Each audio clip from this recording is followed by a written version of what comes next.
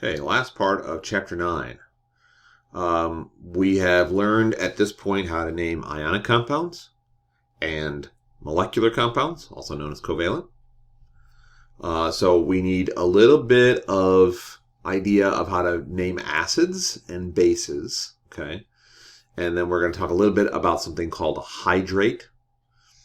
And then we'll finish off kind of quickly talking about a couple of scientific laws that deal with chemical formulas. So let's just talk about acids for a second. We're going to have an entire chapter near the end of this semester that's going to be talking about acids and bases. So we're going to find out a lot of information about acids and bases. They're really important in chemistry. For now, however, just so that we can at least get down the idea of what it is and how to name it, we're going to go with this definition. An acid is a compound that begins with H and then produces hydrogen ions when you dissolve it in water. It's not a perfect definition. In fact, we're going to find out that there are better definitions than that when we finally get to talking about acids and bases later this year, but it is good enough so that you can identify when you need to follow the rules for naming it as an acid. Now, here are the rules. There are 3. Count them 3. Here's what I mean by that. You have 3 different endings for anions, right? Every anion that we have learned at this point either ends in "ide," "ite," or "ate." Whether it's a monatomic anion or a polyatomic anion, they all end in "ide," "ite," or "ate." And so acids are going to be named based on what anion is with the H. Right? If all acids begin with hydrogen, they're going to end with a negative ion of some kind. And so they give you like 3 examples here. So let me kind of write this out so you can see it. So the first example they give you is HCl. Right? So HCl starts with H, so you know it's an acid. It then ends with Cl.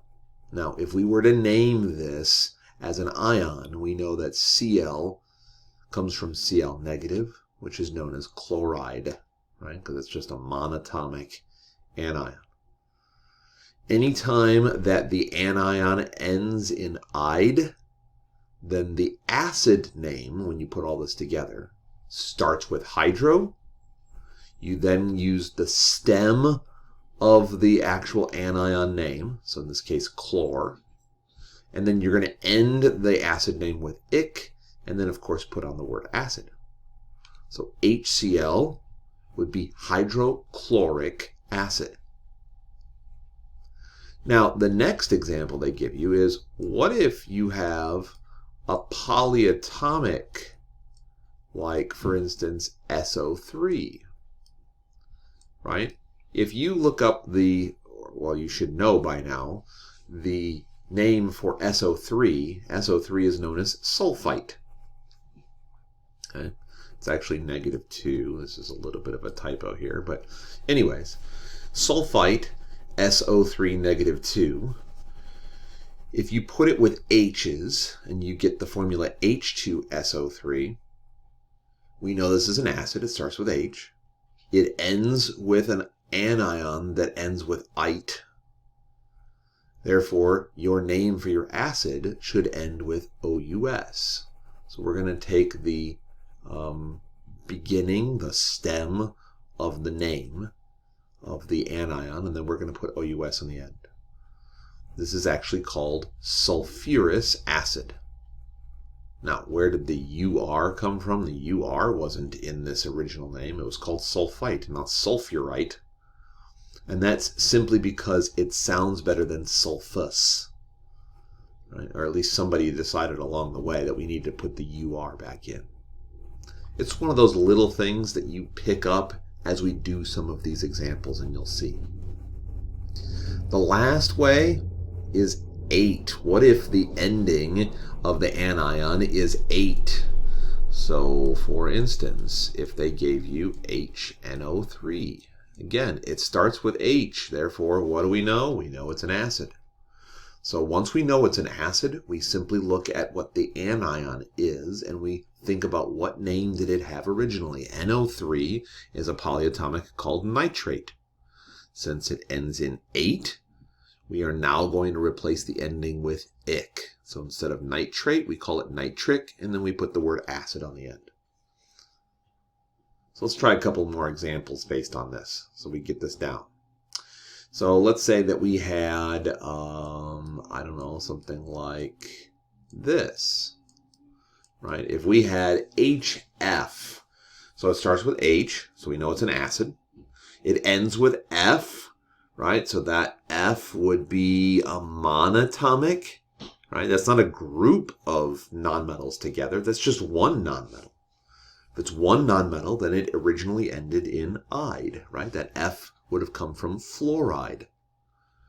So how do we name this? Well, we go to our ide rule, and the ide rule says that we call it hydroblankic acid. So what would the blank come from? It would come from the stem of the word fluoride, so fluor. So this would be called hydrofluoric acid. Let's try another one. Let's say that we were going to do, let's say this one. H3PO4. Again, it starts with H. Does it matter how many H's? No, that doesn't matter to the name. The fact that there are 3 H's with PO4 is simply the fact that PO4 was originally a -3 ion. So crisscrossing had us put 3 down with the H. But H3PO4 starts with H, so we know it's an acid. So PO4, this portion right here, we know PO4 as a polyatomic ion called phosphate. Since it's called phosphate, we know that we're going to replace the 8 with ic. Okay. But again, kind of like sulfur, we're going to put the OR back into this. Instead of calling it phosphic acid, we're going to call it phosphoric acid.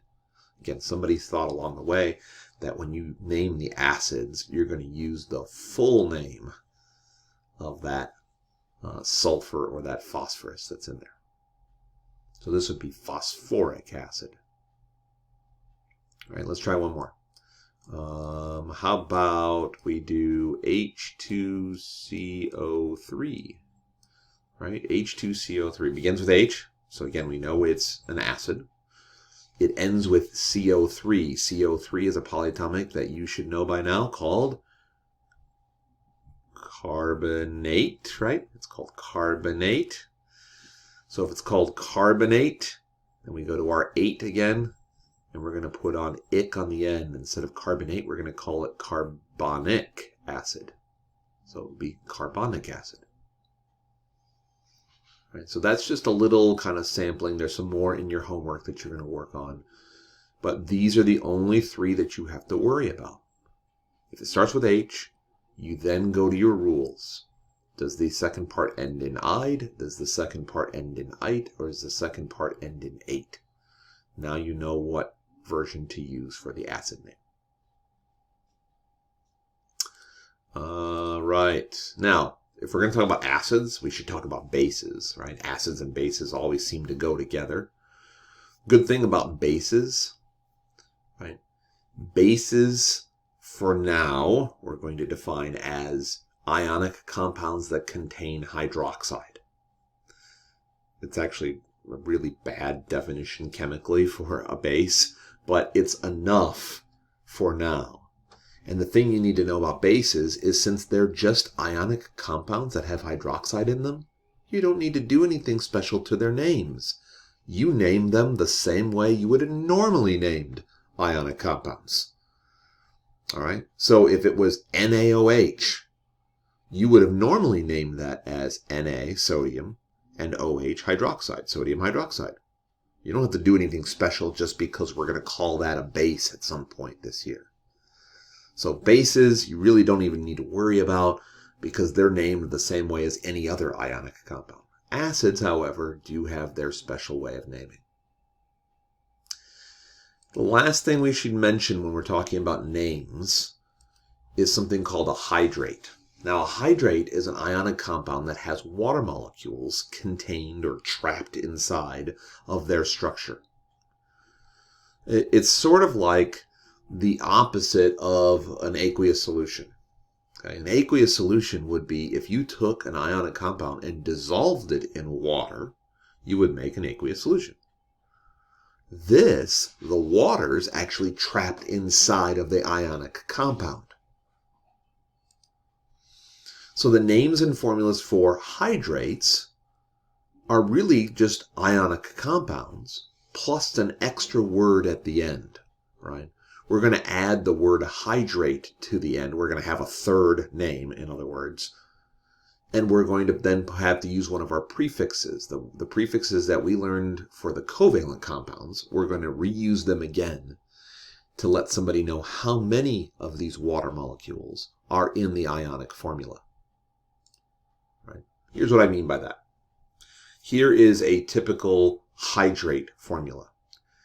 BaNO32 dot 5H2O.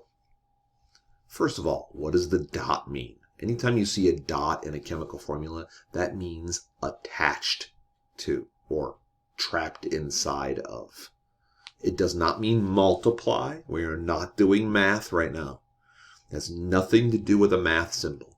This dot in a chemical formula simply means that these 5 waters are trapped inside of this BaNO32.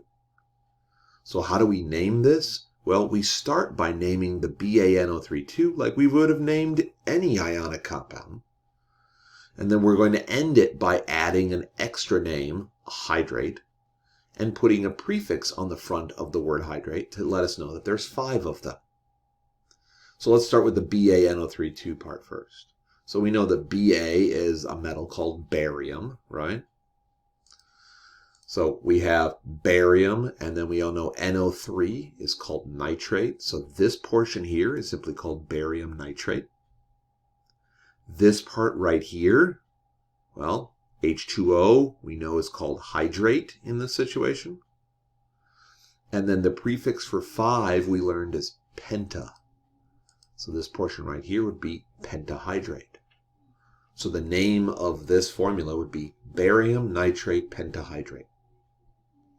Okay?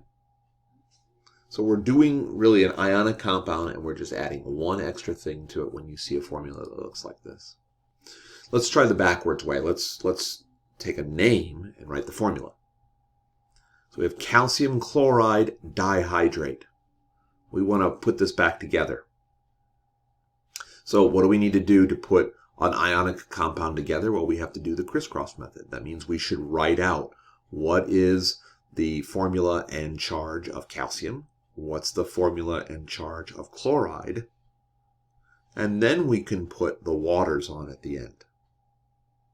So let's start with the calcium. Calcium we know comes from group 2 on the periodic table, therefore it's positive 2. Chloride, IDE. Most of the time when we see IDE, we immediately think, oh, it's just one nonmetal from the periodic table. It's not a group. It's usually, not always, but usually not polyatomic. So chloride is just a chlorine with a charge. Well, what's chlorine's charge? Well, since it's in group 17, it's -1. So first thing I have to do is I have to do a little crisscross between these two. So how many CAs do I need? Well, this is a -1 over here, so that means I need 1 CA. How many CLs do I need? Well, this is a +2 over here, so that means I need 2 CLs. So the formula for this part would be CaCl2. But I'm not done yet because I still have dihydrate. What's di referred to? Di is our prefix for 2. So this is 2 waters. So now let's put this whole thing together. I have CaCl2, then I would put my dot, and then the 2H2O. And again, the dot simply means that the 2 H2Os are trapped inside or attached to the CaCl2. Right? So that's a hydrate. It's not something that comes up really often, but just enough that you should know how to do this. And really, it isn't that hard. Just have to remember that when you see those extra waters attached, that you call them hydrates and you use the prefix with it. I do want to point out also in real life that what an ionic compound looks like is affected by whether it has water trapped inside of it or not. Both of these are pictures of cobalt 2 chloride. Okay? So on the left is cobalt 2 chloride hexahydrate. You can see there's 6 waters attached to it. So there's water trapped inside of these cobalt 2 crystals. And then on the right side is the same cobalt 2 chloride, but it is something we call anhydrous, which means that the water was actually driven out of it. Now, how do you get the water out of crystals of an ionic compound? Well, the same way you get water out of your clothes. You dry it out. You heat them up, right? Normally, for your clothes, you're going to put them in a dryer, and the clothes dryer is going to heat them up to drive the water off, to evaporate the water. You can do the same thing with an ionic compound. If I were to heat this hydrated version up, it would eventually evaporate the water, and this is what you would be left with. Okay? And the color of it even changes. All right, at this point, we have now learned how to name every kind of chemical compound that you are going to come across in this class, okay, at this level of chemistry. So everything that we're going to cover this year is either going to be an ionic compound. How do you know it's ionic? Because it's a metal and a nonmetal. Or it's a molecular compound. That'd be nonmetal and nonmetal. Or it's going to be an acid that starts with H. Those are the 3 different ways of naming compounds. I don't have bases on this flowchart. Why? Because remember, bases are basically ionic compounds that just have hydroxide in them. And I don't have hydrates on this flowchart either because, again, hydrates are ionic compounds. They just happen to have water attached to them. So you can use this flowchart if you want to. If this flowchart helps make sense of things for you, great. If it doesn't, then don't look at it. Okay? I simply include this to sort of give you an overall view of everything we just learned in this chapter. And then I said the last thing that we're going to cover are those 2 scientific laws that govern how compounds, chemical compounds, actually form in real life. Now, these are 2 really foundation laws of chemistry. They're really important laws to chemistry that were done really early on. Remember, Antoine Lavoisier and John Dalton were 2 of the pioneers of the early days of chemistry. And they found out early on 2 laws that deal with chemical compounds. One is called the law of definite proportions. It reads this way: a compound is always composed of the same elements in the same proportion by mass. Now, when you read that out as a definition like that, it doesn't always make a whole lot of sense. So if we translate it slightly, what we're really saying here is that a compound always has the same formula, no matter where you get it from, no matter where you find it. For example, water, we know, is the formula H2O. Does it matter what water it is? Right? If I get the water that is out of a bottle of water that you get from the store versus the water that comes out of your faucet at your house versus the water that's in Lake Michigan versus the water that's in the Atlantic Ocean versus water that's, I don't know, on the moon. It doesn't matter where you get it from. All water is H2O. That's basically what this law says. Right? There's no way that you can have a compound that would have a different formula and still call it water. Now, there's a way to actually show that numerically. If you wanted to know what's the percentage of an element, let's say, in a compound, by mass, you would take the mass of that element, you divide it by the mass of that compound, and then you multiply it by 100. So for instance, if we did this for water, we could figure out how much hydrogen is in water, how much oxygen is in water, and we could do the percentages. And those percentages always come out the same. I think for water, oxygen is much heavier than hydrogen is. So oxygen makes up like 88% of the mass of water. And the last 12% of water is the hydrogen, okay, because hydrogen is so light. So that's that way everywhere. If I went and got water off of Mars and I did a chemical analysis of it, I would find that it's 88% oxygen and 12% hydrogen. It has to be because it's water. Water is the same everywhere. I could even do this with, let's say, a substance like sugar. Okay. Sugar, which the sugar that we generally are getting from like the grocery store, like a bag of sugar that you would get from the grocery store that you would use in your baking in your kitchen, that sugar is known as sucrose. Okay, that's the kind of sugar that we generally talk about. So where does sucrose come originally? Well, originally it's grown. It's grown as sugar cane. So if you went to, I don't know, Walmart or Strax and you bought a bag of sugar, sucrose, and then you analyzed what is it made out of? Well, it turns out that sugar is made out of carbon and hydrogen and oxygen. In fact, it's 42.2% carbon and 6.5% hydrogen and 51.3% oxygen. But let's say that you then also decided that you were going to see, hey, is that really the same sugar that comes from the original sugarcane plant? And so you hop on a plane and you fly down to, I don't know, Jamaica, where they grow some sugarcane. And you go out into a sugarcane field and you pick right from the field one of those sugarcane plants. You bring it into your chemistry lab and then you analyze how much carbon, hydrogen, oxygen is in that sugar. And guess what? Since it's also sucrose, it has the same amount of carbon, same amount of hydrogen, same amount of oxygen that the other stuff did.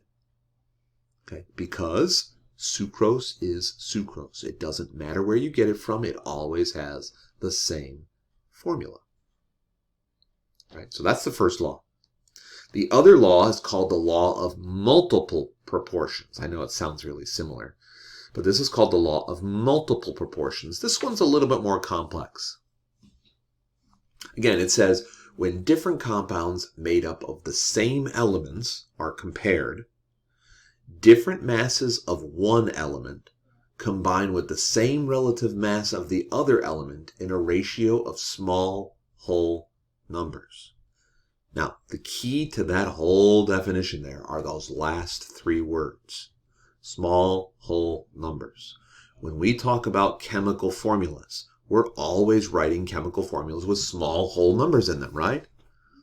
You ever notice that when we're writing all these formulas, we're writing like H2O or CaCl2 or, something really similar like that. That's what we're writing. So that's what we have to talk about when we're talking about these formulas. All right, so let's look at an example of this, and maybe you'll get a better idea of what this really is saying. If we take copper and chlorine and we combine them together, there's actually two ways that copper and chlorine can combine together. And why there is two ways is because copper comes in two forms. There is copper with a positive 1 charge, and there's copper with a positive 2 charge, right? There's two forms of copper out there. Now, chlorine only forms a -1. Oh, this always happens, doesn't it? You get kind of tired of seeing this on these.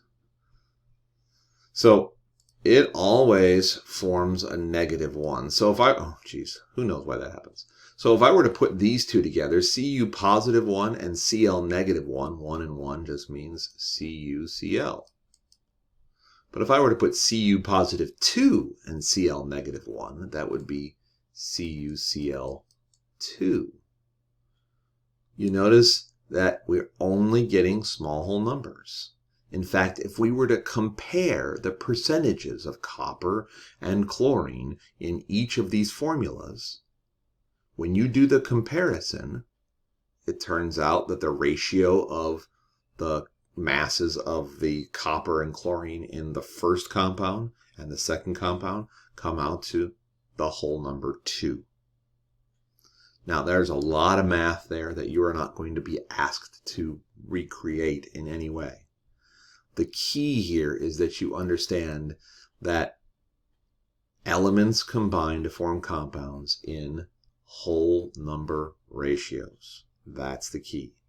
You will only find chemical formulas with whole numbers in them. So, for instance, carbon and oxygen can combine to form CO and CO2, but you'll never see a formula like CO 1.3. Right? You're never going to see a formula like C 1.890.5. You're never going to see those. They're not going to be decimals. They're not going to be fractions. They're also not going to be really huge numbers.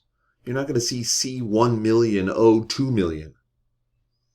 They're going to be small, whole numbers in these chemical formulas. That's what the law of multiple proportions basically boils down to. Okay, so we have now learned how to name and write formulas for all the different compounds that you're going to see this year. You should be able to do that and know a little bit about these 2 laws that talk about chemical formulas.